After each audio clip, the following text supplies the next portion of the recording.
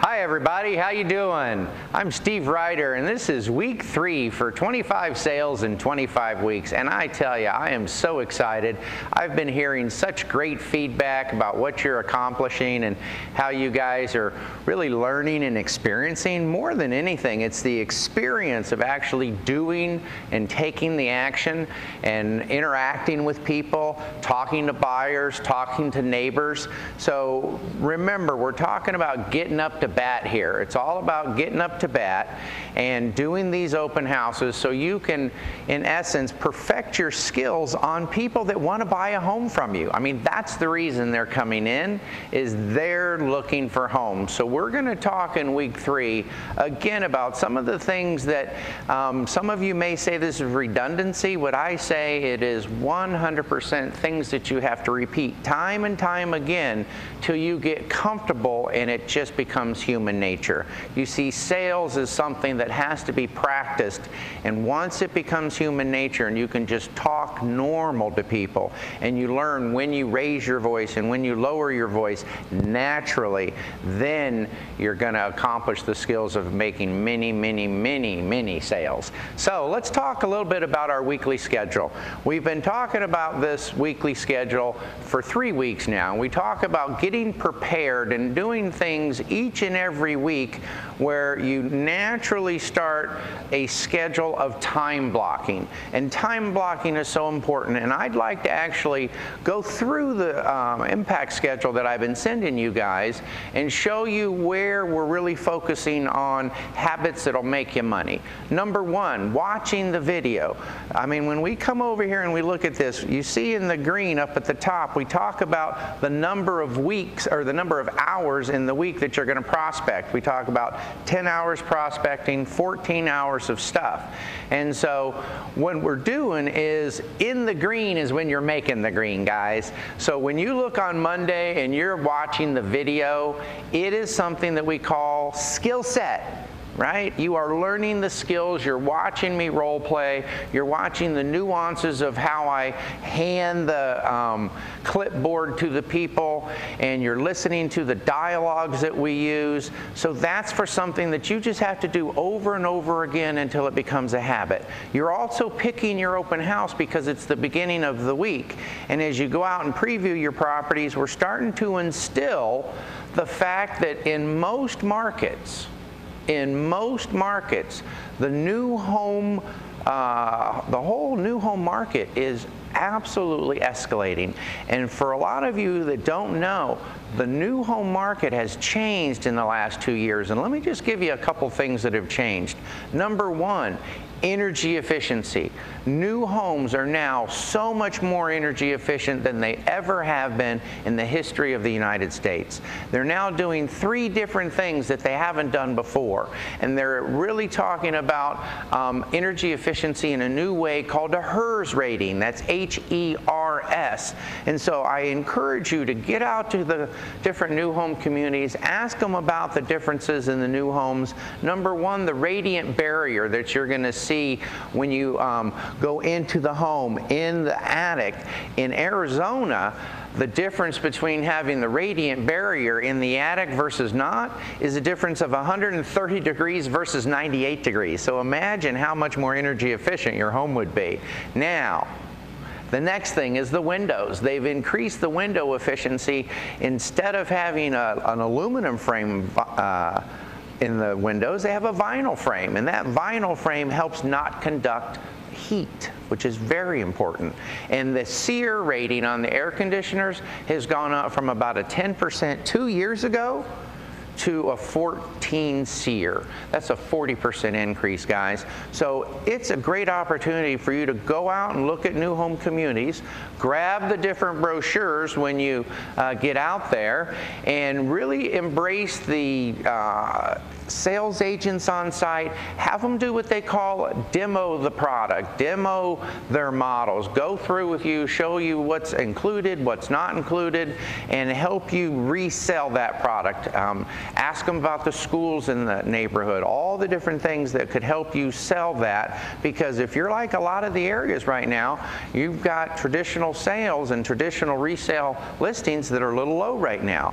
Another great thing about new homes is you don't have to transact it. You don't have to worry about the appraisal. So a lot of this stuff is done for you. So I encourage you highly to embrace that. And I'll come back at the end and talk to you about a concept called New Home Fridays.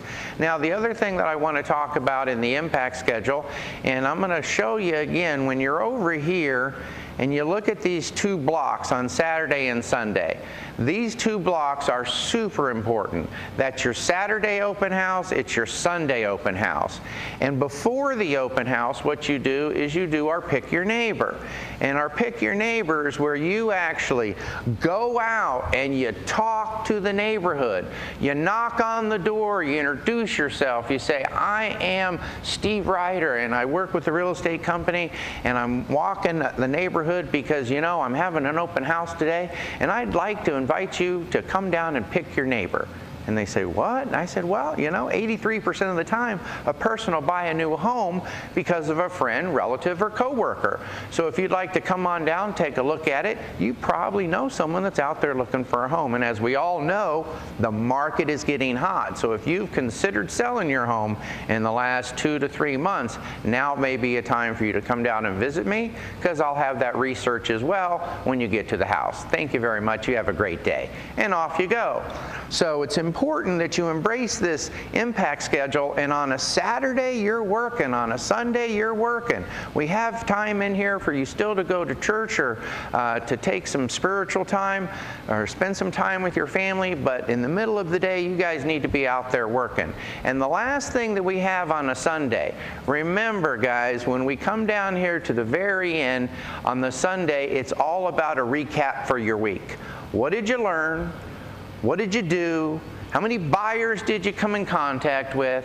Are you setting them up on searches? It's very important that you recap the week, because remember, at the end of the week, it's gone, it's over. And in our world, we want you to come in contact with at least 3 buyers on a Saturday, 3 buyers on a Sunday. So at the end of the day, guys, you've got 6 buyers a week that you're coming in contact with or more. That's what's going to make you successful. So let's talk about the open house sheet and how you enter it into your database and what information that you can gather. Now, I've used this particular sign-in sheet for quite some time, and on the back of the sign-in sheet, which I'll show you, has a bunch of questions. And it's important that you utilize the back of the sheet and ask these questions and use it as your guide when you start off. But let me talk about the front of the sheet just a little bit. On the front of the sheet, as you take a look at it, I want you to realize that there's some information here at the top that is a little bit, it just gets to a point where it's too much information for a buyer to fill out. So let me give you some suggestions, guys. What I'd like you to do, if you're going to modify this sheet, we want you to look first at the top and leave the date, but you always fill in the date. The other stuff you take off as far as the agent, the listing agent, who that agent is, and take off the address and just put on their phone number and email. So you have the date, the phone number, their email address, and then a simple line that says, do you have a home to sell, with a box that says yes or no. So there's ways that you can change this sheet and make it a little less daunting, a little smaller. It still stays on a 6-inch clipboard.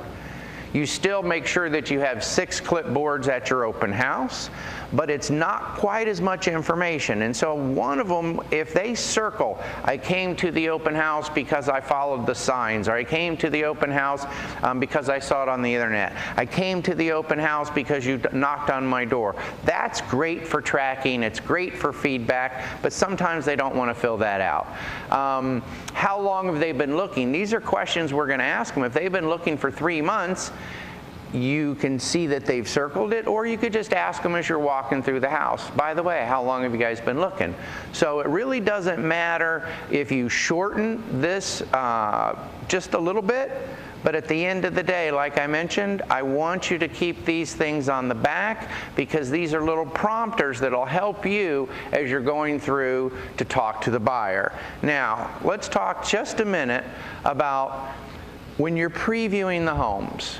When you're previewing homes out there, we talked last week about there's certain good times to preview. There's other times that, that people may be home, they may not be home. So let's just take a minute and think about the theory behind previewing. Number one, if you're previewing a new home, you always want to get a set of floor plans. When you're going to new homes, you always get a set of floor plans, if not two, a full packet.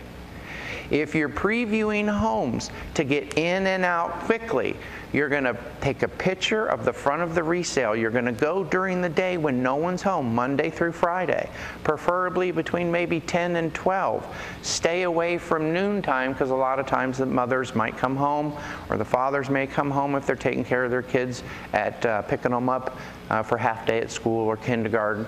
So try and go in the morning after they're off to work and before they come home for lunch. Now, what we're trying to do when we're previewing is we're trying to make sure that we're taking down the information that you would not necessarily know by the listing. Most of the time, the listing and the stuff that you can tell them is general. It's a 4-bedroom, 3-bath. That doesn't mean anything to anybody. You want to say, you know, it's a 4-bedroom and it's got the split floor plan. It has all the bedrooms on, 3 of the bedrooms on one side, and the 1 bedroom, the master suite, is back in the corner of the house. So if you can actually show them floor plans with your hands and show them how this is the way the floor plan works with this side of the house, has most of the bedrooms, master on this side, split floor plan, they know you've seen the house. When you talk about the color of the carpet, they know you've seen the house. When you talk about the front yard and the backyard and the way the kitchen lays out and the feel of the home, they know you've seen the house. So these are some of the things that when you actually do the open house, you want these people, guys, I'm telling you, this stuff is all very, very important. As you go down point by point by point, it's important that you realize that it's a skill not only to preview, but to then go out and talk about the different properties. When you're at the open house, it's key that you lower your voice when you're talking to people. It's key that when you get them in the kitchen, if you can, you say, mind having a seat right here and I'll explain some different things that are going on in the market.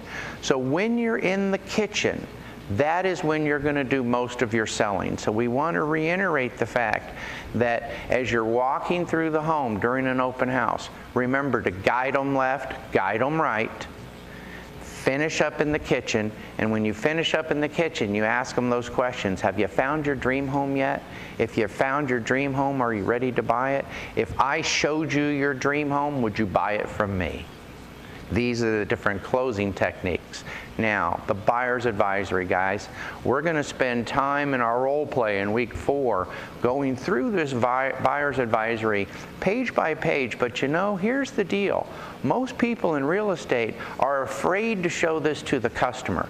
What they do is they use the very last minute when the buyer signed the contract. He's got to sign everything right away. And so they push all these forms out in front of them. They just say, sign here, sign here, sign here. Or even worse, they use a DocuSign and they just say, click the button, click the button, click the button. And nobody gets to read it.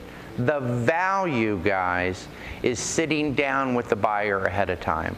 The value is showing them the tools and the different things that you have available as a buyer so you can get prepped to actually be informed on how to buy a home. You should be saying, I'm sure that you guys have heard either on the TV, in the news, or in the newspaper that there's multiple offers on a lot of homes. I can sit down and in 15 minutes I can show you how to structure an offer how we can get your offer approved. So it's a technique, and the only way you can show technique to these guys is to sit down with them and have a reason to discuss different things. Buyer advisory, #1 reason. So now, for the week 3, what I'd like you guys to do is I want to implement a couple of new things. I have here that check with the office to find an open house, but on my open house schedule, I have 2 open houses. I really would like you guys, if you can, now here in week 3, to go ahead and do 2 open houses. And if you haven't bought your signs yet, if you've been borrowing them from someone, it is time for you to buy your signs. It's time for you to make an investment in yourselves. I'm sure you've seen the results over the first 2 weeks that you're definitely going to have people come in.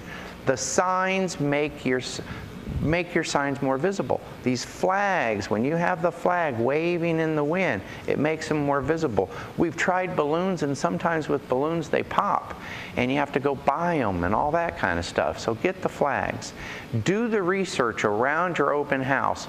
Time and time again, it's so important, guys, that you really go out and do your research and make sure you know what you're talking about, and visit the new home communities. When you're at your open house, you want those floor plans open and sitting on the kitchen counter where you have the rest of your stuff. Remember, we talked about the different types of buyers and that there's 8 different types of buyers. So now you should have your open house box ready. We're going to have an open house box that we're going to raffle off at the end of this webinar today. So one of you can be lucky enough to get one. So put together your own box. Put together your flyers, put together your acrylic stands. We have a checklist for you to go through and share that checklist with your fellow agents. If someone comes up with a better idea to add to the checklist, share it with everyone. And then make sure you've picked now 2 open houses. And make sure that you go out, and your goal is, out of the 3 buyers that you're going to see on Saturday, you want to try and set up an appointment with one of those buyers and get a buyer-broker agreement signed. You see, the buyer-broker agreement is like the listing agreement with the buyer. The buyer-broker agreement says, I trust you because you've sat down with me and you've explained what's going on in the market. You've explained how the buyer advisory works. You've given me different tools that I didn't have, that I'm now better prepared to buy an open house, or to buy a house. So because of that, I'm going to go ahead and commit to you for 30 or 60 days to work with you exclusively as my buyer broker. And then I want you to try and get that signed on Sunday as well. Now, I'd like to just go back a minute here, and I want to talk about the open house schedule, and I want to talk to you about Fridays. And what I want you to put in on your Friday, or start thinking about, is New Home Fridays. New Home Fridays is a concept that we just came up with because we're seeing so many new homes that are popping up all over the place. Builders are sprouting up like weeds, so to speak. So it's your job to start informing the public of the new home inventory. It's your job to start pushing out to your database every single Friday, New Home Fridays. And this is what I propose. I propose that once a week you pick an open house, or pick a model, a floor plan that you like, a rendering, and there's going to be 3 elevations typically to choose from. And they might be 3 different styles. And elevation 1 may not be the most popular. Typically elevation number 2 or number 3 has more windows, has a little bit more character. So put the one that you feel has the most character and charm. Number 2, make sure you add a floor plan. And this is going to be an email that you're going to send to all your everyone in your database. And then you're going to put a payment in there. It's better if you put a payment than if you put a price. And typically when we do a payment, we're going to do principal and interest, and we're going to put it in red. And we're going to have a call to action. The call to action says, call me now to find out where the location is of this new home. Email me today for more information on this new home. So you're going to have a call to action. What you're trying to do is get in the habit of every single Friday. You want to push out this information and become the area expert for new homes. Become the local guy that people go to find out what new home builders are coming to the area. You know, here's another thing, guys. As people start going into builders and they see that there's a little bit of a wait, there might be a lottery coming up, it's important that you sit down with them and you become a concierge, that you actually sit down with these sellers and say, yes, you need to sell your home, and yes, you need to buy a new home, because there's never been a better opportunity in the history of the United States to move and take advantage of what's going on in the market. New homes are going to be on a run for the next 5 to 7 years. I want you guys to embrace this. I want you to embrace this schedule. And we're going to give you one more schedule next week that's going to be the 4th week. So we've given you week 1, week 2, week 3, and next week we'll give you week 4. The impact schedule is important because you can time block and just move your time blocks. But it's important that you work a minimum of 24 to 35 hours a week that is time blocked, guys. It needs to be time blocked. So we're going to do a role play for you, and I hope you enjoy it. And you know what? I hope you're just learning lots of stuff from this webinar and this series, and I can't wait to see you next week. But what I want you to do now is pay attention to our role play. And you know what? I love working with you guys. Have a great one. We'll see you in a few.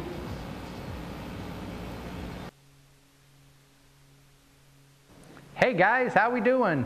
Okay, now this role play, what we're going to do is talk about preparation. We're going to talk about how do you get prepared to do a good open house each and every week. And you see what we've done today is I brought in some props. I actually have at my feet my open house kit. It's a complete kit, and it has a lot of the different things that I would typically need if I'm going out to do an open house. And what we're going to do is after this series today, we're going to have our title representative send you a copy of everything that I have in this kit. And we're going to ask you to turn in your impact schedule. And if you turn in your impact schedule, and you're one of the first people to turn in your impact schedule, you may just get a free kit. So what do we have in our kit? Well, first of all, we have 6 clipboards. Not 1, not 2, but 6 clipboards. We want these clipboards to be around the house. We want to have 1 or 2 of them in the kitchen. We want to have 1 or 2 in the living room. We want to have enough clipboards that if we get a lot of buyers that walk in at one time, we want to be able to give each and every one of them a clipboard and a pen. Remember, we talked about if you have the date on your clipboard, you want to put it in. Don't start by leaving the date open. You want to make sure you fill it in. Now, one of the most important things that I have here that we talked about in our last role play is an actual laminated sign that says, please, the seller requires that you must sign in for security purposes. We also have all kinds of other signage that has, look at this, top 10 secrets that you need to know to buy an REO property. We have, I bet 30 different things in here, and they all have signs like this, acrylic signs, and you can set these throughout the home. So when someone's walking by and they go, oh, for all your real estate needs, whether you're buying or selling, win a free trip to ski or our mountain resort. So all kinds of different things that you're going to have, and all this goes in your box. Now, what are some of the other things that you're going to have? Remember, we talked about having a flyer that talks about the property, because once you do the exchange with the clipboard and they give you the clipboard back, you're going to give them the flyer and you're going to tell them a little bit about the property. And we're also going to have floor plans for any of your builders at the kitchen table. And we'll do that in our next role play. So what I'm going to do is I'm going to now just give you a quick, let's say that I'm giving you the clipboard and you're just giving it back, and now I'm handing you the flyer. So first I say, hi folks, how you doing today, right? And I just give them the clipboard. And then when they give it back, I say, now, and I'll take this flyer, and as you can see, I have something on both sides. No flyers that are only one-sided. On the back, it has lender information, how much it costs to put down the down payment and how much the monthly payment will be, and a little bit of information about our lender. And on this side, it has everything about the property.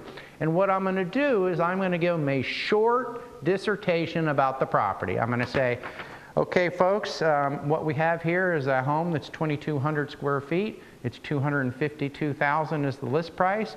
4-bedroom, 3 full bath. It's got a 3-car garage. Feel free to take a walk through, and I'll catch up with you in a minute and answer any questions you might have. Take a look. Now, that's my quick spiel. And I always say, take a look, or take a look. I guide them through the home, or have them go upstairs or downstairs according to what I want to do. So I'm going to say to them, if I already have people that are going this way and I don't want them to get caught up in the hallway and make it feel small, I'll say, why don't we've already got another couple that's down the hall. Why don't you guys start in the family room, and I'll catch up with you in a minute. And then I can go this way. Now, when I go catch up with people, I'm turning over the clipboard and asking the questions that are on the back of the clipboard. How long have you been looking, etc., etc. So, remember, guys, it's all about getting up to bat. Nobody knows that this is the technique, so you can't screw it up. Nobody knows that the clipboard is a practice thing that you're going to go, hi, folks, how you doing? And you're just going to hand it to them. Make sure that you've got all the stuff you need to have a proper open house so you can get in the habit of having everything you need for every open house except for the research that you needed to do on the property. Thank you very much. We'll see you next week. Have a good day.